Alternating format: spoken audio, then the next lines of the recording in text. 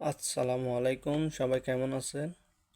তো আমি একটা গুরুত্বপূর্ণ বিষয় নিয়ে আসলাম। অনেকজন অনেক কিছু বলতেছে, তো আমি বলতে চাচ্ছি যে এখন ওমানে, আমি তো মস্কেটে আছি, ওমান মস্কাতে। তো ওমানে দেখেন, এখন সকল প্রবাসীদের জন্য আমি কথাটা বলতেছি। তো দেখেন, এখন ঠান্ডা এবং গরম দুটোটার একসাথে মিক্স হচ্ছে। মানুষ মানুষ ঠান্ডা এবং গরমে মিক্স হওয়ার কারণে দেখুন, এখন আমারও একটু খারাপ লাগতেছে।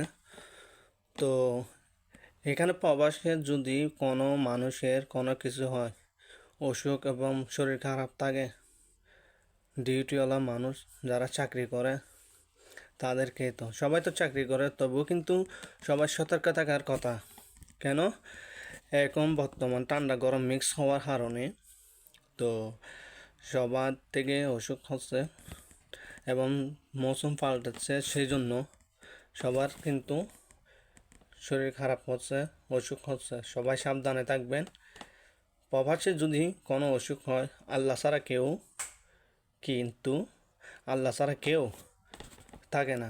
তাই বলছি, আমার সকল প্রবাসী ভাইদেরকে জানিয়ে দেওয়ার জন্য সবাই ভিডিওটা শেয়ার করবেন, সবাই যেন দেখে ভিডিওটা।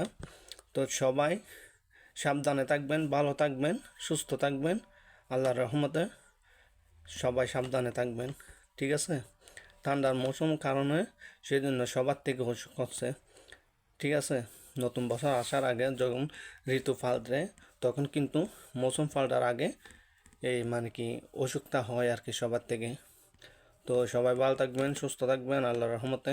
সবাই দোয়া করবেন, ভিডিওটা শেয়ার করবেন। আসসালামু আলাইকুম।